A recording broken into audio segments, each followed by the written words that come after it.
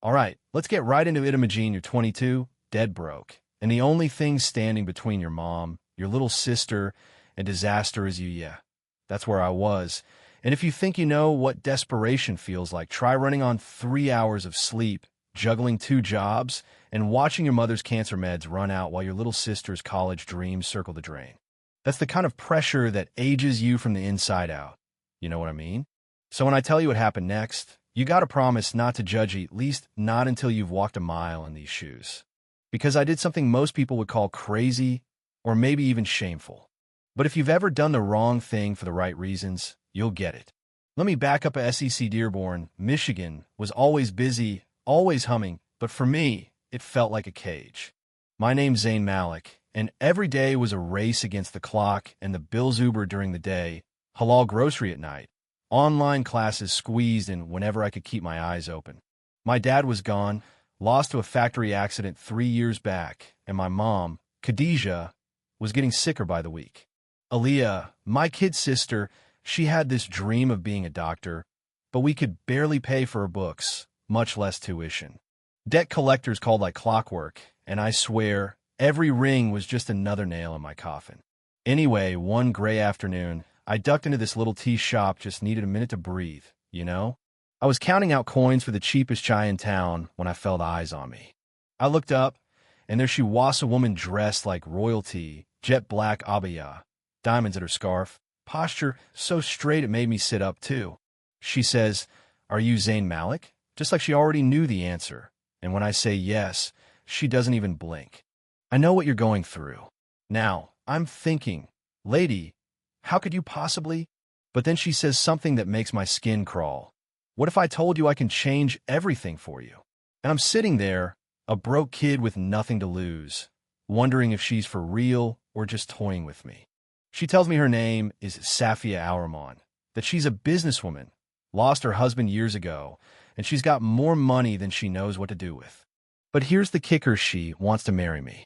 No joke, no hidden cameras. She's in her 70s, rich as sin, and she wants me, of all people, to be her husband. She lays it all out. She'll pay every debt, get my mom the best doctors, send Aaliyah to med school. I won't have to work nights, and all I have to do is marry hair and paper, with conditions, no love required, and my freedom intact. I laughed. I actually laughed in her face, thinking she must be out of her mind. But then she looks me dead in the eyes and says, "Because I lost everything once, and now I have everything but someone to share it with." She didn't ask for my love, just my word. And, you know, sometimes desperation sounds a lot like opportunity. I left the shop with my head spinning. But every night, as I listened to my mother cough and watched Aaliyah cry over tuition, Safia's words echoed louder. When you're drowning, you grab any rope, no matter who's holding it. So I showed up at her mansion one night. Yeah, it looked like a palace with more gold than I'd ever seen in my life, and I said yes. Within a week, we were married in a quiet ceremony. No fanfare, just a few witnesses and a mountain of paperwork. Overnight, my life flipped. Me mom got flown out to Chicago for treatment. Aaliyah had her fees paid, and suddenly I was living in this gilded world, eating at tables that cost more than my old car. But you know what? There was a coldness to it all. Safia was polite, kind, even gentle, but always at a distance. She never tried to own me, never demanded anything. But between us, there was a wall locked door on the second floor, guarded night and day, that everyone avoided talking about. It was like a ghost haunting the place. I'll admit it mystery gnawed at me. Every time I passed that door, I felt like it was watching me. I tried asking, but the servants just said it was the private wing. No one goes in without permission. Safia never got angry, never shut me out, but she was always careful, always reserved. Dinner was pleasant, small talk, but I could tell she was holding back. There was pain behind those eyes, the kind you can't buy your way out of. Now, here's where things get strange at night. I heard voices behind that forbidden door. Safia is among them. I pressed my ear to the wood, but all I caught were fragments enough to know that whatever was inside, it mattered. After that, I couldn't let it go. My only real friend in the house was Mira, a 19-year-old servant who'd grown up under Safia's care. She was kind, always bringing me tea, always checking if I'd eaten. When I asked her about the door, She clammed up, but her eyes said she knew more than she let on. So I asked Mira for a favor if Safia ever wanted to talk to let me know. A few nights later, Mira knocks on my door, says Safia's waiting. The walk down those dark halls felt like miles. Safia's room smelled of roses, draped in soft light, and she sat there, looking well, I don't know, timeless, sad, regal. She told me to sit, then handed me a photograph. My heart nearly stopped.